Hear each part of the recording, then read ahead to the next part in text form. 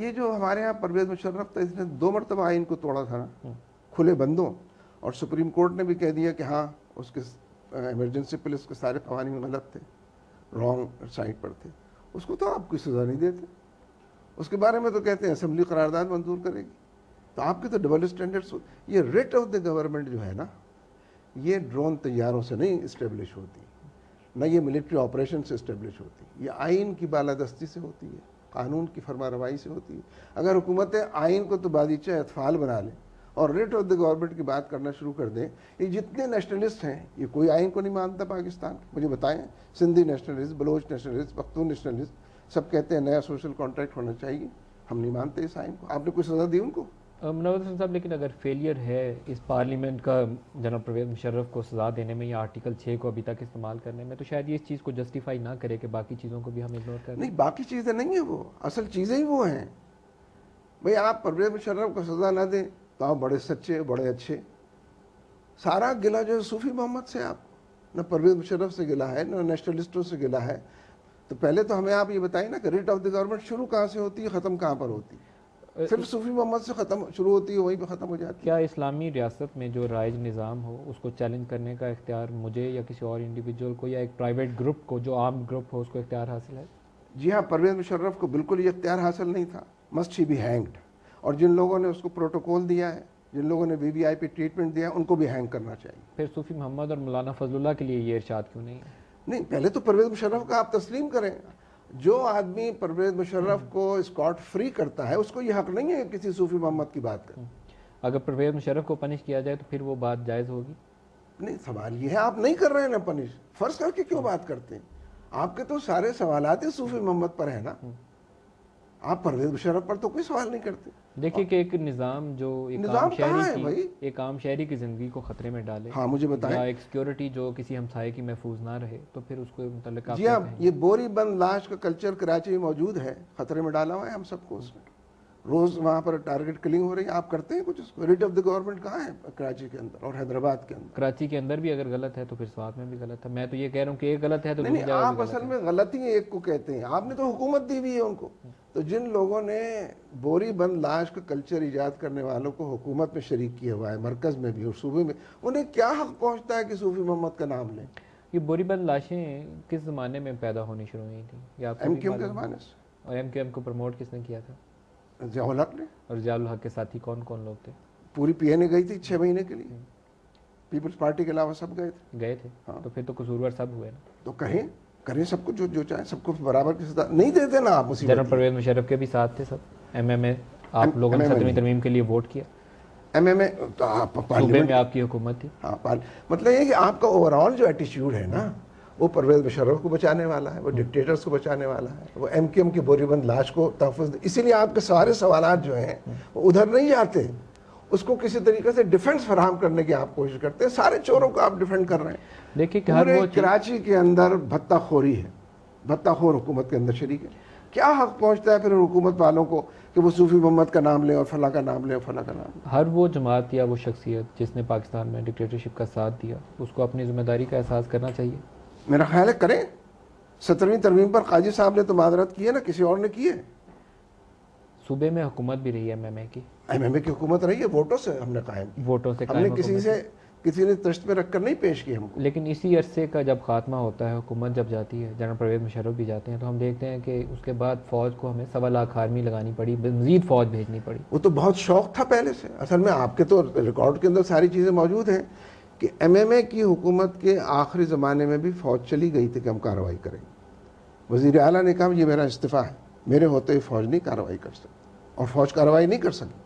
جب MMA کی حکومت ختم ہوئی ہے تب فوجی کارروائی شروع ہوئی. ملٹری ANP کی حکومت نے شروع کرایا سب. لیکن کیوں کرنا پڑا؟ اس لیے کہ وہاں بہت سے گروپس جو تھے وہ طاقتور ہو گئے تھے، سارے معاہدے ہو گئے تھے. میں تو آج بھی کہتا ہوں کہ chief justice suo motu notice لیں کہ معاہدے کی خلاف ورزی کس نے کی تھی. سارے امریکن صاحب جس دن وہ ہم شریعت نفاذ شریعت کا ایگریمنٹ سائن کرتے ہیں، اگر اس کے بعد یہ کہا جائے کہ یہ پارلیمنٹ اور یہ سپریم کورٹ اور یہ آئین یہ سارا کچھ کفر ہے، تو پھر اس کو کیا کہیں گے؟ نہیں، سوال یہی تو روز ہو رہا ہے نا. آپ نے نہیں دیکھا 3 دن پہلے صبح سندھ کے اندر کانفرنس ہوئی تھی سندھی نیشنلسٹ، انہوں نے سب کچھ یہی باتیں کی. کوئی کارروائی کی آپ جس کے بارے میں امریکہ کہتا ہے اس کے خلاف آپ کارروائی کرتے ہیں. امریکہ نہیں کہتا کہ ان کے خلاف کارروائی کرو، جنہوں نے 3 دن پہلے سندھ میں کانفرنس کی ہے اور یہ ساری باتیں کہیں پارلیمنٹ کے بارے میں بھی، آئین کے بارے میں بھی، قانون کے بارے میں بھی. آپ کے ڈبل اسٹینڈرڈز کیوں ہیں؟ ایک ہمارے امریکہ اگر کہے تو وہ سچ کہتا ہے، اس کے خلاف، اس کا معاہدے کی خلاف ورزی حکومت نے کی ہے امریکہ کے ایما پر. امریکہ کا بیان آ چکا تھا کہ یہ طالبان سے افغانستان میں معاہدہ ہو سکتا ہے، طالبان سے یہاں پر معاہدہ غلط ہے. یہ بیان آیا نا، اسٹیٹ موجود ہے، آپ اس کو فالو کرتے ہیں. بالکل. سید نور حسن صاحب، امریکہ کے اتحادی بن کے ہم نے کچھ پایا ہے یا گنوایا ہے؟ کیونکہ ہم صدا سے جو بھی ملٹری جنرل آتا ہے وہ ایک تو ہمیں شوق بڑا ہے کہ امریکی ہتھیار خریدنے کا اور امریکی امداد لینے کا، ہم بھاگ کے جاتے ہیں کہ ہماری ڈیل ہو جائے. اس کے نتیجے میں پاکستان کو کیا ملا ہے؟ دیکھیے، بنیادی بات یہ ہے کہ دشمنی تو کسی کی بھی اچھی نہیں ہے، لیکن امریکہ کی تو دوستی بھی بڑی خطرناک ہے. اس نے دوستی کے آہنگ میں ہم کو جتنا دھوکہ دیا ہے، نقصان پہنچایا ہے، چمن میں ہر طرف بکھری ہوئی ہے داستاں میری، چاروں طرف اس کی نظیر واقعات، ساری چیزیں موجود ہیں. اس لیے میرے علم کی حد تک تو امریکہ سے دوستی کے نتیجے میں فائدہ ہمیں کوئی نہیں ہوا اور کبھی بھی نہیں ہوا. ہم سے دوستی کے باوجود فائدہ سارا بھارت کو پہنچاتا رہا، جس کی دوستی اصل میں روس کے ساتھ تھی، اور وہ بظاہر اسی نان الائنڈ کیمپ یا جو بھی کیمپ کہلاتے تھے اس کے اندر شامل تھا. امریکہ نے ہمیشہ بھارت کو زیادہ فائدہ پہنچایا اور پاکستان کو ہمیشہ ٹھیکہ دکھایا. ہم اپنا دوست ملک کسے قرار دیں؟ کیونکہ ہم تو اس علاقے میں اگر دیکھیں تو افغانستان سے ہمارے تعلقات کی نیت، ایران سے بھی جتنی ہماری گرم جوشی موجود ہے وہ بھی آپ کو پتہ ہی ہے. مشرقی سرحدوں پہ دیکھ لیں بھارت کے ساتھ، اس ریجن میں روس کے لیے ہم نے ایک میجر اصل میں چیلنج اپنے تعلقات امریکہ کی دوستی کی وجہ سے ایران سے بھی خراب کیے ہیں، افغانستان سے تو خراب کیے ہی ہیں، اس لیے کہ وہاں حامد کرزئی کو لا کر بٹھا دیا ہم نے بجائے طالبان کے. طالبان 100% دوست تھے، حامد کرزئی 100% بھارت کا دوست ہے. چین کا بھی یہی معاملہ ہے. جو میگا پروجیکٹس بلوچستان میں تھے، جو سلوک ہم نے کیا ہے چینی انجینئرز کے ساتھ کیا ہے، جتنا اغوا کیا ہے، جتنے ان کو لاشیں فراہم کی ہیں، اس کے باوجود کہ چین کی دوستی ایک بے مثال دوستی تھی. تو اس لیے امریکہ کے ایما پر اور اس کے پریشر کی وجہ سے ہم نے افغانستان میں بھی پرو بھارت ایٹیچیوڈ بنا لیا ہے، ایران کو بھی اپنے سے بہت ڈسٹنس پر کر دیا ہے. اس کے باوجود کہ ایران یک طرفہ طور پر، اب دیکھیں نا وہ جو تیل کا معاملہ، گیس کا معاملہ ہو رہا تھا، بھارت تو اس سے وڈرا ہو گیا ایک پریشر کے نتیجے میں، ہم بھی اس سے وڈرا ہونے کے لیے تیار بیٹھے. یہ ناکامی کس کی ہے؟ حکمرانوں کی. سیاستدان اس میں برابر کے ذمہ دار ہیں؟ جی بالکل سیاستدان ذمہ داری. یہ فرمائیے گا، چین کے ساتھ ہمارے تعلقات میں بڑی سرد مہری پائی جاتی ہے، اور کافی عرصے سے ایک شکایت آتی تھی ان کی جانب سے کہ ایسٹ ترکستان اسلامک موومنٹ یا یوئیگرز جسے وہ کہتے ہیں، سنکیانگ صوبے میں جو مسلم آبادی کے ان کے کچھ ایکٹیوسٹ ہیں، وہ ہمارے علاقوں میں موجود ہیں، یہاں سے جا کے کارروائیاں کرتے ہیں. کتنی صداقت ہے اس؟ دیکھیے، ہم تو چین گئے ہیں. چین کی کمیونسٹ پارٹی نے ہم کو انوائٹ کیا تھا، ایک بڑا ڈیلیگیشن لے کر ہم گئے تھے، اور ہم نے ان تمام مسائل پر ایجنڈے پر بات کی.